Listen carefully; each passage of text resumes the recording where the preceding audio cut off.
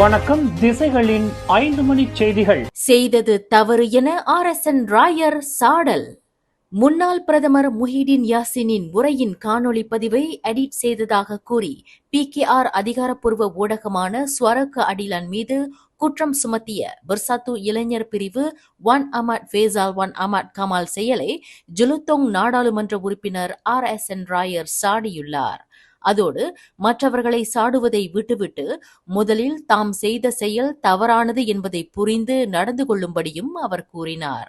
அதேவேளை முஹிடினின் பொறுப்பற்ற செயல் முன்னாள் மாமன்னர் உட்பட பல தரப்பினருக்கு மன வருத்தத்தை ஏற்படுத்தியிருப்பதையும் RSN ராயர் சுட்டிக்காட்டினார்.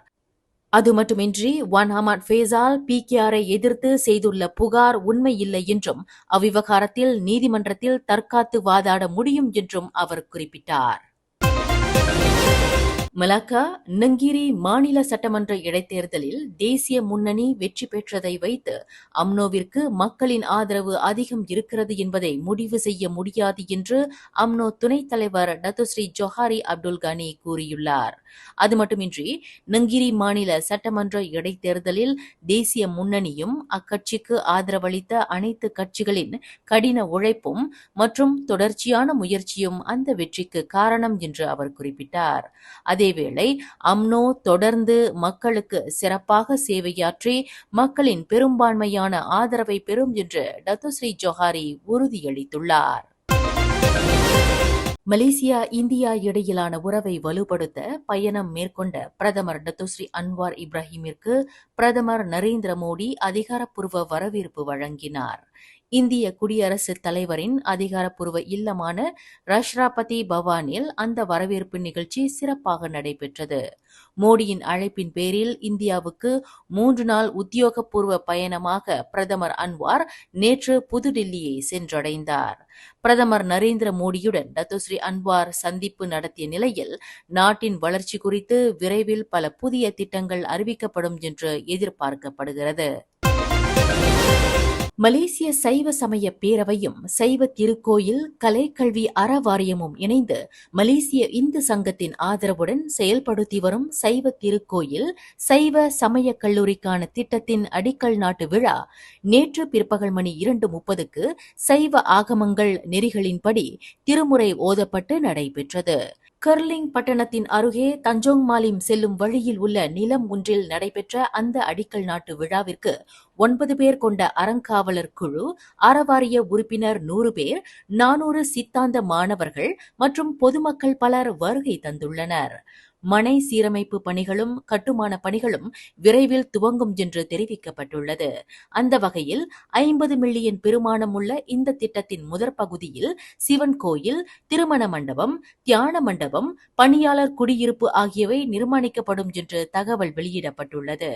கட்டப்படும் அந்த சமயக் கல்லூரியில் சமய ஆசிரியர், கோயில் பூசகர், திருமுறை ஓதுவார், தென்னிந்திய சமயங்களின் தத்துவத் துறைகள் போன்ற அனைத்து துறைகளுக்கான பயிற்சிகளும் கட்டணம் இன்றி வழங்கப்பட உள்ளது என்பது குறிப்பிடத்தக்கது.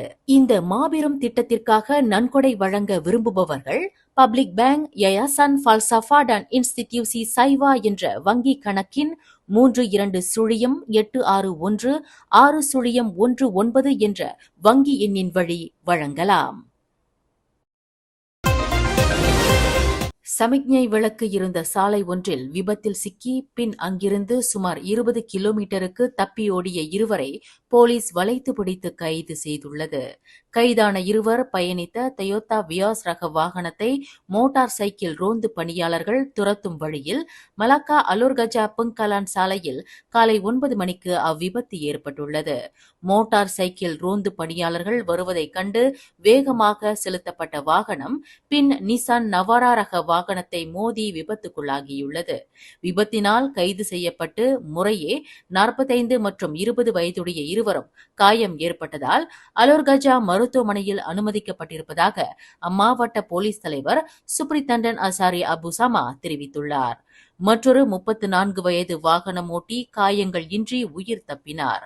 அதேவேளை கைது செய்யப்பட்டவர்களின் வாகனத்தில் மேற்கொள்ளப்பட்ட சோதனையில் போதைப்பொருள் மற்றும் கொள்ளையடிக்க பயன்படுத்தப்படும் பொருள்கள் கைப்பற்றப்பட்டுள்ளன.